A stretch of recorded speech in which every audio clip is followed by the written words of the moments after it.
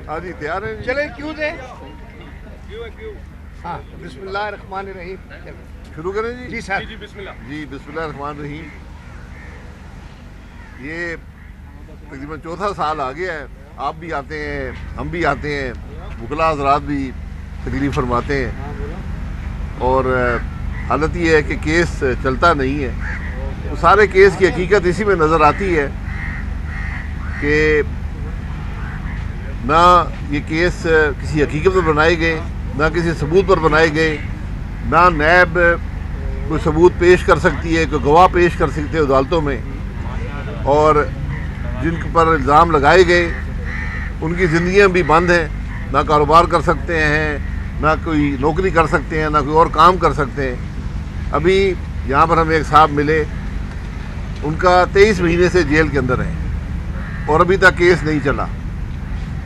ये नाइंसाफ़ियाँ जो हैं, मैं नए चेयरमैन नैब से उम्मीद करता हूँ कि इन नाइंसाफ़ी को ख़त्म करेंगे। आपके पास सबूत है तो प्रोसिक्यूट करें, केस चलाएं, लेकिन ये हकीकत हर आदमी जानता है कि ये सब जाली केस हैं जिनका हकीकत से कोई ताल्लुक़ नहीं है और सिर्फ चंद मकासद हासिल करने के लिए ये नैब ने बनाए हैं और आज पूरा मुल्क इनको भुगत रहा है। और सिर्फ यहाँ पर बात ख़त्म नहीं होती, आज पूरे मुल्क की हुकूमती मशीनरी भी मफलूज है। कोई अफसर काम करने को तैयार नहीं है क्योंकि वो कहते हैं कि हमने तो जेलें नहीं काटनी, ये फैसले आप खुद कर लें। ये आज जो हक़ाइक़ हैं, ये नए नैब चेयरमैन साहब की ज़िम्मेदारी है कि इन केसेस को रिव्यू करें और हकीकत बड़ी साफ नज़र आती है। अगर एक केस 1 साल, 2 साल, 3 साल, 4 साल, 5 साल नहीं चला, उसको ख़त्म करें, या कम अज़ कम जो लोग इन मामलात में जिन पर इल्ज़ाम लगाया गया है, जिनकी ज़िंदगी आज मफलूज है, जो जेलों में हैं, कम अज़ कम उनको रिलीफ दें। ये इंसाफ का तकाज़ा है। ये मैं अपने ज़ात की बात नहीं करता, लेकिन ये इंसाफ का तकाज़ा है कि वो हज़ारों लोग जो आज जेलों में हैं नैब के झूठे मुकदमों में, जो नैब की गफलत, नैब की करप्शन के शिकार हुए हैं, उनको रिलीफ दिया जाए। प्रोसिक्यूट बिल्कुल करें, जिसने जुर्म किया उसको पीछा करें, लेकिन इंसाफ का तकाज़ा ये होता है कि आप उन मामलात को अदालतों में पेश करें, सबूत दें, गवाह लाएं और जज फैसला कर सके कि हकीकत क्या है। ये मैं अपने केसों की बात कर देता हूँ। 2 केस हैं, इस्लामाबाद में है, एक कराची में है। दोनों केसों की नोयत आप खुद देख लें। और आज ये चौथा साल जारी है कि ये केस चलते हैं, हम यहाँ पेश होते हैं। बहरहाल आप कराची के अपने मीडिया के भाइयों से मुलाकात हो जाती है, यही इसका एक मुस्बत पहलू है, और यहाँ बात करने का मौका भी मिल जाता है। और दूसरा, जो पुराने नैब के चेयरमैन हैं, मैंने उनको पहले दिन भी जब वो चेयरमैन थे उस वक्त भी कहा था, जब जाने लगे उस वक्त भी कहा था, आज भी कहता हूँ कि अपने एहसास पाकिस्तान के अवाम के सामने रखें, ताकि इस मुल्क के अवाम को पता चले कि वो आदमी जो दूसरों पर झूठे मुकदमे बनाता रहा, उसकी अपनी हकीकत क्या है। ये जिस ओहदे पर वो थे, उस ओहदे की पर रहने की ये जिम्मेदारी है कि जो आदमी दूसरों से 30-35 साल का हिसाब मांगता था, हम उससे वो हिसाब नहीं मांगते। पाकिस्तान के हिसाब उससे ये, अवाम उससे ये कहते हैं कि तुम एहतसाब की बात करते रहे हो, आज अपने असासे पाकिस्तान के अवाम के सामने रखो। ये इंसाफ के तकाज़े हैं। ये कानून में अगर नहीं भी लिखा हुआ, फिर भी एक एथिकल रिक्वायरमेंट है। वो साहब सुप्रीम कोर्ट के जज रहे हैं, तो मेरा उनसे बड़ा मुअद्दबाना गुजारिश है कि अपने असासे पाकिस्तान के अवाम के सामने रखें, कि पाकिस्तान के अवाम को पता चले कि इस मुल्क में एहतसाब के दावे करने वालों की हकीकत क्या है। जनाब अरे सर, आप कह रहे हैं 4 साल से आप लोग आ रहे हैं इंसाफ, जबकि इमरान खान, पाकिस्तान तहरीक इंसाफ और शेख रशीद तो ये बार बार दोहराते हैं, शोर शराबा कर रहे हैं कि आपने 1100 अरब के जो अपने केसेस थे वो ख़त्म करवा दिए, और आप लोग कह रहे हैं कि 4 साल से केस नहीं चल रहे। हम 1100 अरब का हिसाब लेना है वो ले ले। 4 साल इमरान खान की हुकूमत रही है। इमरान खान ہم تو 1100 ارب کی بات کر رہے ہیں نا. اپنے 150 کروڑ کا حساب دے دے جو اس کو دوسرے ملک کے شہریوں اور کمپنیوں نے دیے ہیں اس ملک میں سیاست کرنے کے لیے, اس کا حساب دے دے. ہم تو عدالتوں میں ہیں. عمران خان لگاتا ہے نا, ثبوت لے کر آتا ہے شاہد یہاں صاحب پر. کے کیس میں کوئی پیسوں کا انوالومنٹ ہی نہیں ہے, صرف یہ ایلیگیشن ہے کہ اپوائنٹمنٹ کیا پی ایس او میں 2 آدمیوں کا پورے ٹرانسپیرنٹ طریقے سے. That's the only allegation. بہرحال وہ ایک روپے کا ہم کرپشن اپنی نہیں ہے. ایلیگیشن کا جواب دے دیتے ہیں, ہم کوئی ریلیف نہیں مانگتے. یہ حساب دے دیں کہ 150 کروڑ جو آیا تھا ملک میں اسرائیلی اور بھارتی شہریوں سے, اس کا حساب کیا ہے. ویسے آپ کی پارٹی کے کتنے کیسز ختم ہوئے ہیں جب سے آپ لکھتی ہو؟ کوئی کیس ختم نہیں ہوا, نہ ہم کیس ختم کرنا چاہتے ہیں. میں تو آج بھی کہتا ہوں قانون میں لکھ دیں پاکستان مسلم لیگ نون کے کیس کیمرے لگا کر چلائیں, عوام کو دکھائیں. سر یہ جو عوام چاہتی ہے کہ یہ نیب کا جو قانون ہے یا یہ وہ, اس سے اس کو کوئی سرکار نہیں ہے. اب آپ نے تیل کل بڑھا دیا, غریب عوام وہ چاہتی ہے کہ آپ کی حکومت سے امیدیں تھیں. نواز شریف صاحب کا کل بیانیہ اور تھا, مریم نواز صاحبہ کا اور, شہباز شریف صاحب کا, مفتاح اسماعیل صاحب کا اور. تو یہ کیا ہو رہا ہے کہ 90 سے بھی کم عالمی منڈی میں 90 سے بھی کم آ گیا تیل. گزارش یہ ہے, ٹھیک ہے, آپ اس کو بڑھاتے جا رہے ہیں یعنی 125. جی بات سمجھ آ گئی جی, بہت شکریہ. تیل کی کا نظام ہے, دنیا کی قیمتوں کا نظام ہے, یہ کسی بیانیے پر تبدیل نہیں ہوتی.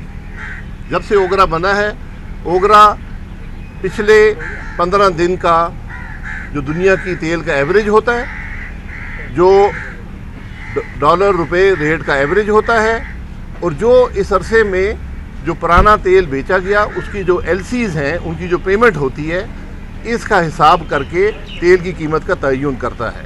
یہ حکومت نہیں کرتی, یہ میں نہیں کرتا, یہ مفتاح اسماعیل صاحب نہیں کرتے, یہ کوئی اور شخص نہیں کرتا. اوگرا کر کے دیتی ہے. حکومت اس پر ٹیکس لگائے تو لگانا چاہتی ہے, حکومت نے کوئی ٹیکس نہیں لگایا.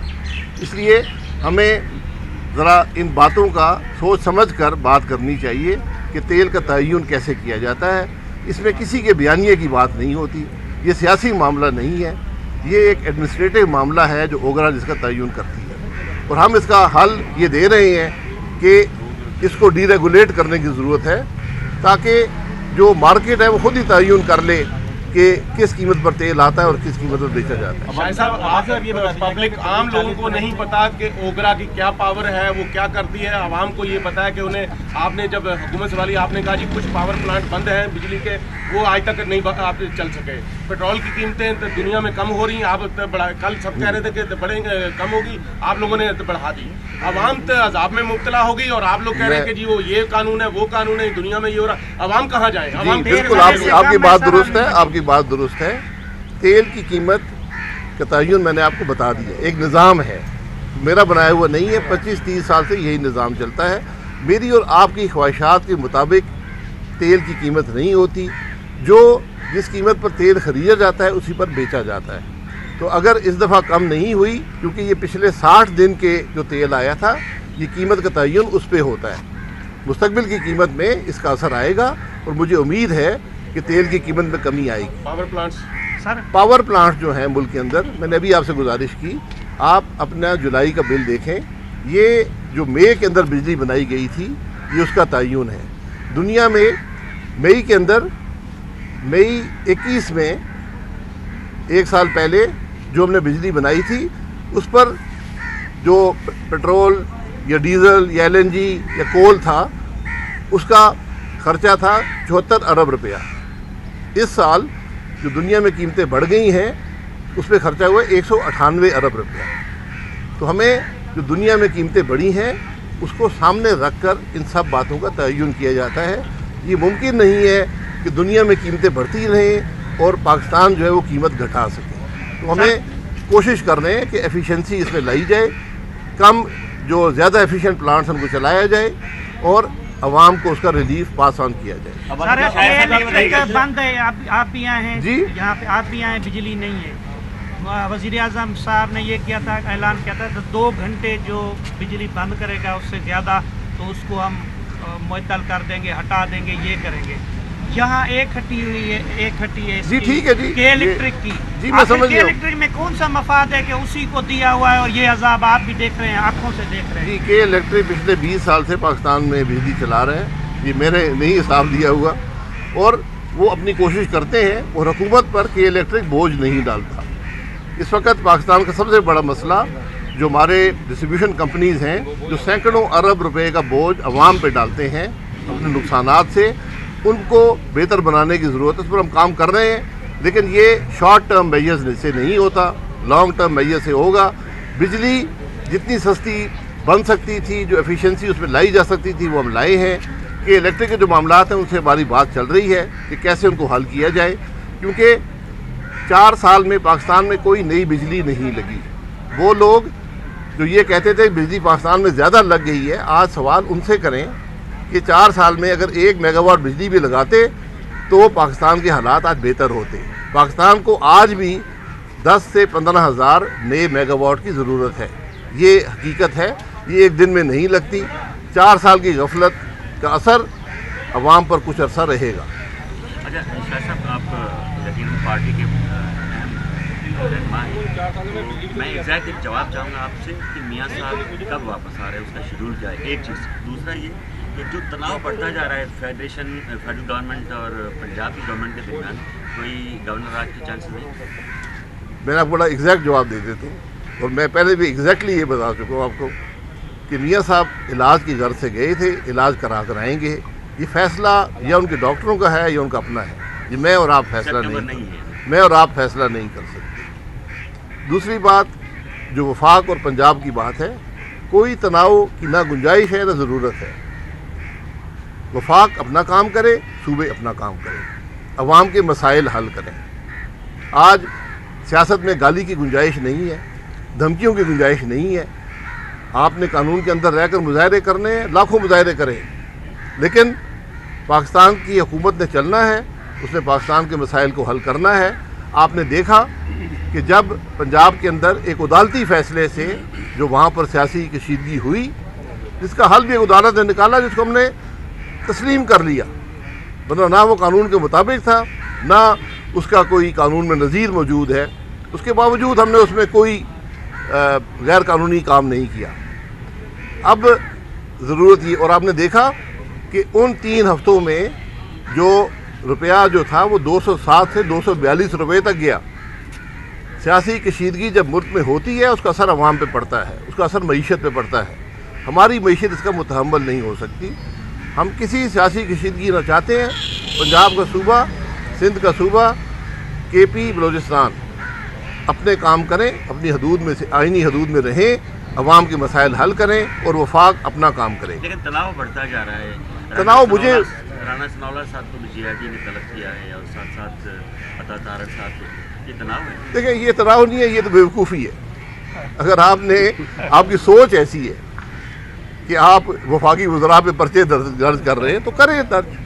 اگر پاکستان کے مسائل کا حل وفاقی وزراء پہ پرچے درج کرنے میں ہے تو پھر درج کر لیں. لیکن ان چیزوں سے ملک کا نقصان ہوتا ہے. جب آدمی کسی کرسی پر بیٹھا ہو، کام ذمہ داری سے کرنا پڑتا ہے. سرکار کا سوال ہے، جیسے آپ کو پتہ ہے کہ ابھی 9 حلقوں میں الیکشن ہونے جا رہا ہے، پیٹرول کی قیمتیں آپ نے بڑھا دی. آپ کو نہیں لگتا کہ ایسے ڈیسیجنز عمران خان کو اور زیادہ مضبوط کریں گے؟ تو اگر کل پیٹرول کی قیمتیں کم ہوگی تو آپ کیا کہیں گے؟ جتنے سوال آپ نے آج پیٹرول کی قیمت بڑھنے پہ کیے ہیں، کل کم ہونے پہ ضرور کر لیں. میں پھر گزارش کروں، پیٹرول کا قیمت ایک اوگرا کا نظام ہے جو ریگولیٹر ہے، جس کا حکومت پر کوئی اس پر دباؤ نہیں ہے. وہ ایک نظام کے مطابق پچھلے 25-30 سال سے تیل کی قیمت کا تعین کرتا ہے. اس دفعہ بھی انہوں نے تعین کیا، ہم نے اس پر کوئی ٹیکس نہیں لگایا. اور جو 6 روپے کی قیمت تھی پیٹرول کی اور ڈیزل میں 50 پیسے کی کمی ہوئی، اسی پر پاکستان میں پیٹرول بکے گا. ورنہ آپ کو جیب سے پیسہ دینا پڑتا ہے حکومت کو، جس کی حکومت کے پاس گنجائش نہیں ہے، اور نہ ہی دنیا میں کوئی حکومت قیمت خرید سے کم کی پیٹرول بیچتی ہے. سر عوام نہیں چاہ رہی کہ ایسی اوگرا تھوپی جائے جو عوام کو مشکلات میں اپنا. جی بالکل، یہ میری بھی خواہش ہے. ہم بھی یہی کوشش کرتے ہیں، اور ہماری یہی کوشش ہے کہ مہنگائی کم سے کم ہو، اور مہنگائی میں کمی واقع ہوئی ہے. تیل کی قیمت عالمی منڈی کے مطابق اوپر نیچے ہوتی رہتی ہے. اس بات کا ہمیں تسلیم کرنا چاہیے. اس میں جو رول ہم ادا کر سکتے ہیں ہم کرتے ہیں، اور اس دفعہ اگر وہ رول نہ ادا کیا جاتا تو پیٹرول کی قیمت میں بہت زیادہ اضافہ ہوتا. اچھا شاہد صاحب، آپ نے کہا کہ الیکٹرک سے آپ کی بات چیت چل رہی ہے، सुप्रीम कोर्ट ऑफ पाकिस्तान के चीफ जस्टिस ने MD के इलेक्ट्रिक को बुला के कहा हमारे सामने कि आज के बाद कहीं भी गैर एलानिया लोड शेडिंग नहीं होनी चाहिए। उसका असर ये हुआ कि अगले दिन 18 घंटे पूरे शहर में लाइट उन्होंने बंद कर दी और वो हंसते रहे, उन्होंने कोई जवाब नहीं दिया। नहीं, फिर सीएम सिंध गुज़िश्ता दिनों मिले, वो अगले दिन से फिर लोड शेडिंग बढ़ गई। आपकी बातचीत से ये ना हो कि हम बिल्कुल ही बिजली से महरूम हो जाए। मैं आपसे माजरत चाहता हूँ, अगर सुप्रीम कोर्ट ने ऐसा हुक्म दिया और तामील नहीं हुई तो उनके खिलाफ कार्रवाई होनी चाहिए। आपके इलेक्ट्रिक के उनको भी मैं गुजारिश करूँगा कि हक़ाइक़ अवाम के सामने रखें कि आज क्यों मुश्किलात हैं। और मैं फिर गुजारिश करूँगा, 4 साल की गफलत के असरात इस मुल्क पर बदकिस्मती से रहेंगे। अगर 4 साल में मज़ीद बिजली बनाई गई होती, LNG लाई गई होती, मुल्क में सस्ती बिजली बनाने का बंदोबस्त किया गया होता तो आज ये हालात ना होते। अच्छा, ये